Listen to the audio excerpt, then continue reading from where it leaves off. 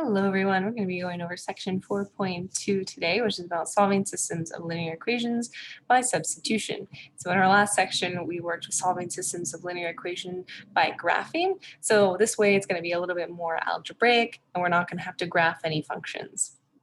So our objectives are going to be solve linear systems by substitution, solve special systems by substitution, and solve linear systems with fractions and decimals. So for our first objective, we want to solve linear systems by substitution. As we saw in our last section, solving linear systems with graphing made it difficult to find exact solutions. So this is our main issue when we have solving linear systems with graphing. If it's very obvious what our answer is going to be, then it's fairly simple to go ahead and find an exact solution. But if our lines are just barely off center or anything like that, we can actually end up with an incorrect solution. So it's much harder to find your exact solution with graphing, but you can do it with substitution now instead. So the algebraic method to solve systems of equation, or the substitution method, is one of these methods. So we're going to learn another method in our next section, but this section is just highlighting the substitution method, which it consists of substituting one variable for another in an expression. So when we want to solve linear systems by substitution, we're going to have 5 steps. Our first step is that we want to solve one equation for either variable. So if one of the equations has a variable term with a coefficient 1 or -1, we choose that because the substitution method is usually easier. So this means that if we had something along the lines of 2x plus y is equal to 5, we would solve our equation for y, since y only has 1 in its coefficient. Step 2, we want to substitute, sorry, give me 1 second here. We want to substitute that for, we want to substitute for that variable in the other equation. Then the result should be an equation with just one variable. So you're given 2 equations, you simplify for one variable in one of your equations, whichever one is going to be easier, and then you're going to go ahead and take that equality, plug it into your other equation. Then step 3, you want to solve the equation from step 2. Step 4, we want to find the other value. So in this case, we've only solved for one of our variables, but now we want to solve for the value of our other variable. So we substitute the result from step 3 into the equation from step 1 and solve for the other variable. Then step 5, we just want to check the values in both of the original equations. Then write the solution set as a set containing an ordered pair. And a note, a problem is not solved until both x and y are found. It's really easy to stop around step 3 once you've found one variable, but your answer has to have both variables found. So just because you found, let's say, x, doesn't mean that you're finished. You need to find the values of x and y. So let's go ahead and put this into some practice. So example 1, we want to solve the system by using the substitution method. And let's get our pen up here. So we have 2 equations here. Our first equation being 2x is equal to 4 minus y, and also 5x plus 3y is equal to 10. So in our answer here, we want to use step 1. And remember, in step 1, we want to solve one equation for either variable.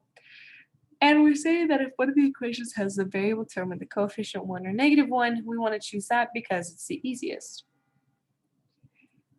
Well, we see in our case, equation 1, which is labeled equation 1, we have 2x is equal to 4 minus y. So if we go ahead and we subtract 4 from both sides, then we've simplified for y, which then has a negative coefficient, which is just -1 in this case. So the simplest way we could do step 1 would be to solve for y in our first equation. So let's go ahead and do that. So step 1, we're going to solve for y in equation 1.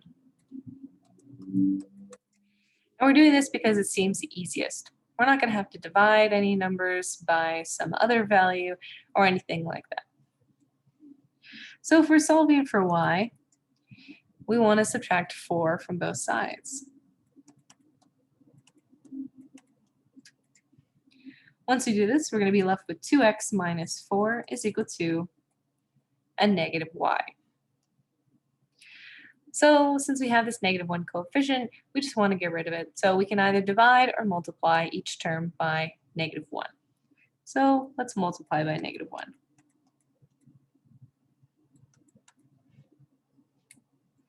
So now in this case, we're going to flip the order. So now y is going to be listed first. And this is going to give us y is equal to -2x plus 4. So we've completed step 1. We solved for we solved an expression for y. So now for step 2, we want to plug this expression for y into our other equation. So we're going to substitute. This is why it's called the substitution method. So substitute y equals -2x, or we'll say we're going to substitute -2x plus 4 in for y in equation 2. And our second equation is 5x plus 3y. So now instead of writing y, we're going to write -2x plus 4. And this is equal to 10. And so we've plugged in our equation here, and now we want to solve, which is step 3. So in this case now we are going to solve for x in equation 2.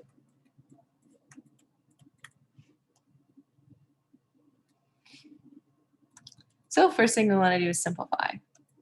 We want to distribute our 3. So in this case, we'll have 3 times -2x, which will give us a -6x, and 3 times 4, which will give us +12, which we're setting equal to 10. Now we can combine our like terms. So 5x plus -6x is going to give us a -x plus 12 is equal to 10. Then since we're solving for x, we can go ahead and subtract 12 from both sides. Get -x plus 12 minus 12 is equal to 10 minus 12. Where now we have -x is equal to 10 minus 12, which is going to give us -2. And now since we have a -x, we can go ahead and multiply or divide each side by -1. Let's multiply by -1. And we just do this to get rid of our negative sign. So now we have a positive x, which is what we want, is equal to +2. And we'll highlight this in blue because it's not our final answer, but it's one of our answers. So this was step 3. We solved for one of our variables. And now for step 4, we want to solve for y. And to make it easier on ourselves, we're going to solve for y also in equation 2.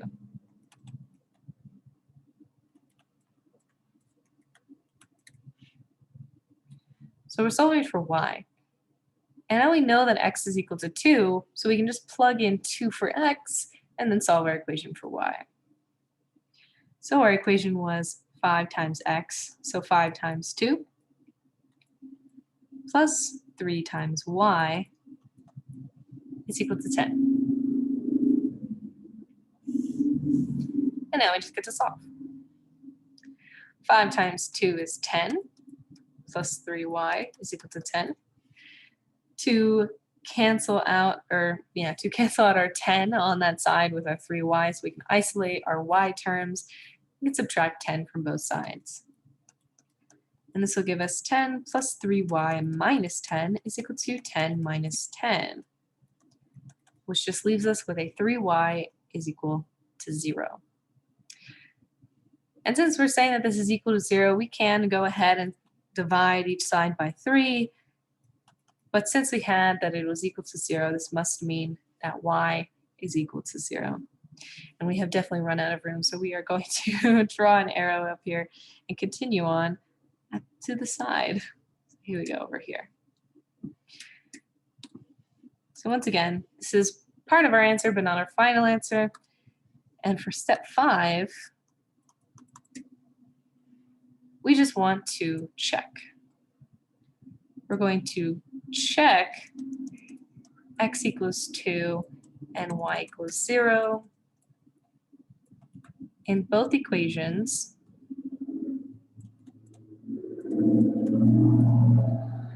to make sure they are correct. Because now what we're saying here is we're essentially saying that our ordered pair 2, 0 is a solution of our system of equations. And just like in our last section, we would check this by plugging in these values into both of our equations. Our first equation that we were given, and we want to consider our original equations. So our first original equation was 2x is equal to 4 minus y.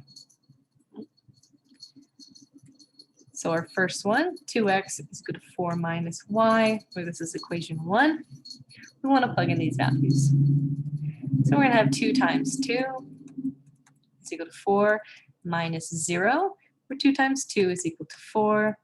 So we get that 4 is equal to 4.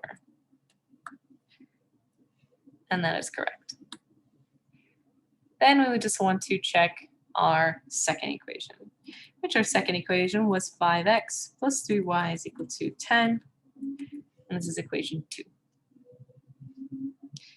So we plug in 2 for x and 0 for y. This gives us 5 times 2, which is 10, plus 0, setting equal to 10, and we get a 10 is equal to 10. So our solution in this case, or our final answer, wrong color. Our final answer, which is also our solution set, is going to be the ordered pair 2, 0, and since it's our solution set, we put this in curly braces. So we say 2, 0 in our curly braces. And this here would be our final answer.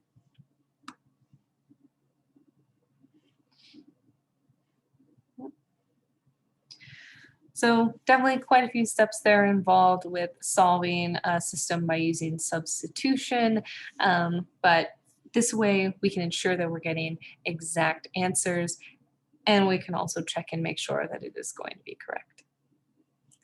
So all right, let's move on to our next section. Objective 2, we want to solve special systems by substitution. So our special systems, remember, these are going to be problems that have no solution or infinitely many solutions. So we're dealing with parallel lines or functions that are essentially the same. Functions that would be essentially the same would mean that one function could be scaled, like saying each variable could be multiplied by 2, and then it ends up that we get the same equation when we simplify. So considering these are our special systems, we want to use our substitution to go ahead and solve these. So just like before with example 2, we want to solve the system by the substitution method, where we're given our 2 equations, our equation 1 being x is equal to 1 minus 3y, and our equation 2 being 2x plus 6y is equal to 7. So just like our last problem, step 1, we want to solve for a variable. And in this case, not very clearly, in this case, we actually already have an equation. Our equation 1 gives us that x is equal to 1 minus 3y. So we really don't have to do that part of our equation now. So step 1, we will choose equation 1 to substitute in to equation 2.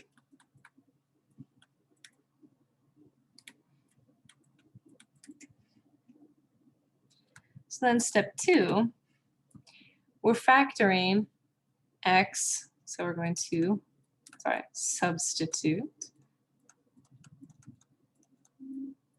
1 minus 3y in for x in equation 2. So we have 2 times x, which is now going to be 2 times 1 minus 3y is equal to 7. And now, step 3, we want to simplify. So step 3, in this case, we're solving for y, and I'm going to write EQ for equation 2. So we just want to simplify. 2 times 1 is going to be 2, and 2 times 3y is going to be 6y. So we're going to have 2 minus 6y is equal to 7. And I apologize, I just realized that I messed up. So we had 2 times x plus 6y, and I did not include that. So there we go. Now this is more correct. If you caught that, great job. If you didn't, that's okay. I didn't catch it either. So now we have 2 times 1 minus 3y plus 6y is equal to 7. So we've simplified this, and now we have that 2 minus 6y plus 6y is equal to 7. So we're seeing that our 6y's are going to cancel each other out. So we're left with 2, we'll say plus 0 is equal to 7. We're stating that 2 is equal to 7, which we obviously know is not true. So since 2 is not equal to 7, we can't continue. This means that we don't have a value for y. We don't know what our value of y could be, so this means that we have a special system.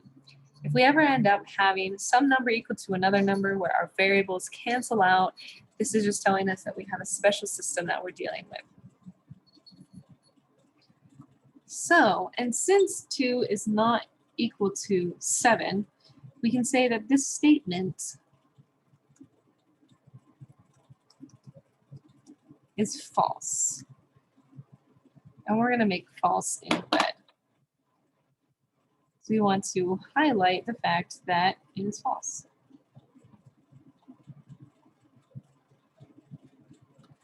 So the statement is false. 2 is obviously not equal to 7. So this means